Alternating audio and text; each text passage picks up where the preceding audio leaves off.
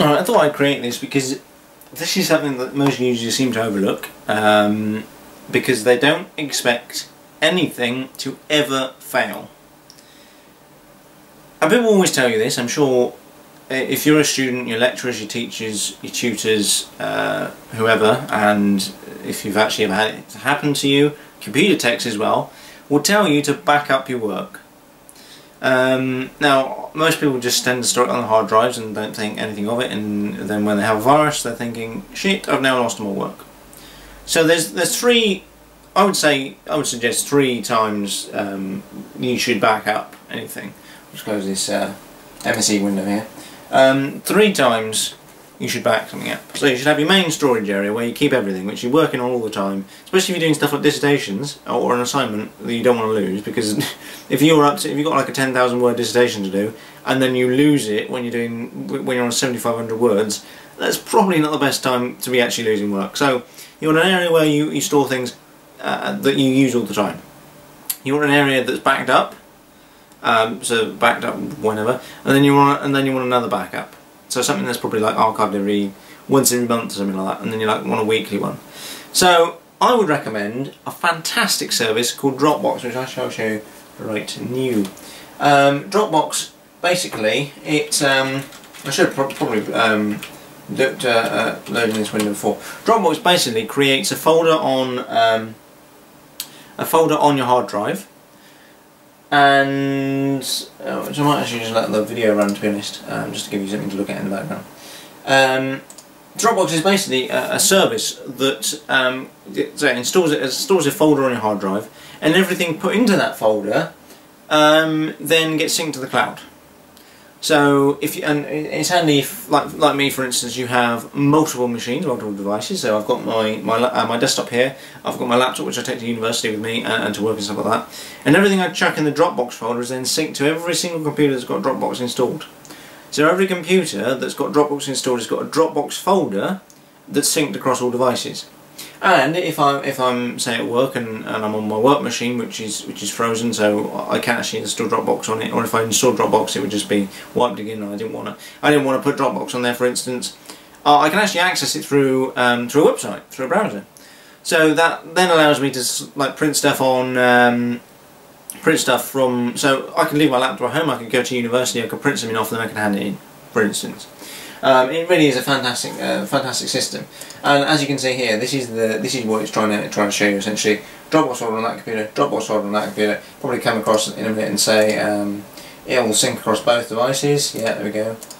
So yeah, it will sync across. So that document that's just placed in there is synced across the cloud and put into there as well, which is fantastic. You know, put it on every single device you ever have. They've got smartphone apps, so for Android and iOS. They've got tablet apps for iPad and Android devices as well. I think they might have one for touchpad for whatever that system's called. I can't even remember what it's called. Palm made it. Can't remember. Got it for that as well. So yeah, so they've got quite a few apps out, and it doesn't mean you can access your work everywhere. That's what I use as my primary storage area. So that, I mean, even first off, that is a primary storage area. It's stored locally on your hard drive anyway, and it's backed up to the cloud. So no matter what happens, really, you kind of got access to stuff. Even if Dropbox goes down, because you've got that local storage area on your laptop, assuming you don't then go to your desktop and then try and fiddle around with a document, it's fine.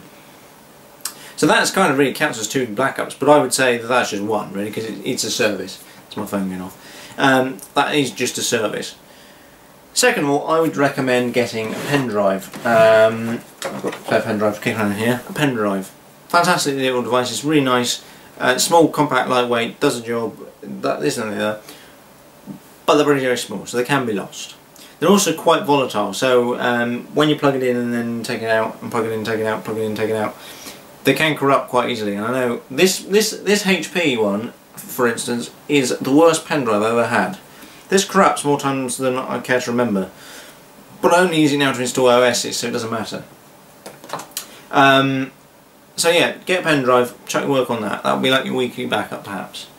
Then you want your monthly backup, which I would suggest probably something like either a hard drive or another pen drive, or CD or DVD or something like that. I say CDs and DVDs because they're very, very hard to damage or break, really. Compared to everything else, they're very, very hard to damage and break, to be perfectly honest with you. Unless you actually like rub them on sandpaper, they're not really going to break.